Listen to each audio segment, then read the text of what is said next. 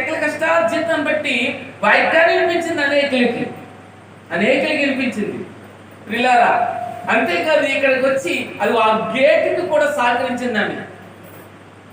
ఎవరికి చెప్పొద్దు అన్నది, కాకపోతే సంఘములో చెప్పవలసిన పరిస్థితి ఉన్నది, చెప్పాలి. హిజ్కియా అదే అంటున్నాడు. హిజ్కియా నీ రాత్రి నువ్వు చనిపోతావని వచ్చి ప్రవక్త చెప్పినప్పుడు వెంటనే గోడ తట్టుకు తిరిగి ఏం చేశాడంటే ఆయన ప్రార్థన చేశాడు. అయ్యా, నేను చేసిన సత్క్రియలు ఒకసారి నువ్వు జ్ఞాపకం చేసుకో, నేను చేసిన ధర్మ కార్యాలు నువ్వు కృపతో జ్ఞాపకం చేసుకో, ఒకసారి కృప చూపు అన్నాడు.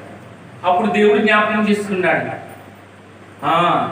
ఆయన కార్యక్రమాల్లో, ఆయన సన్నిధిలో, ఆయన కోసం, సువార్త కోసం చేసిన సత్క్రియలు దేవుడు జ్ఞాపకం చేసుకుని ఏం చేస్తాడట, 15 సంవత్సరములు ఆయుష్కాలను ఇచ్చాడు హిజ్కియాకి. అప్పుడు ఏమన్నాడంటే హిజ్కియా నీ ప్రార్థన నేను ఆలకించాను, నీ కన్నీళ్లు నేను చూచింది. మన కన్నీళ్లు కూడా చూడాలంటే మనము చేసిన కార్యాలు కూడా ఉంటేనే చూస్తాడు దేవుడు, అవునా కదా? మీరు నన్ను గణపరుచుతున్నారు కానీ మీ హృదయం నాకు దూరముగా ఉన్నది అంటున్నాడు. నువ్వేం చేసావని నీ పరిస్థితులు బాగోలేనప్పుడు ఆయన నీ ప్రార్థన ఆలకించడానికి నువ్వేం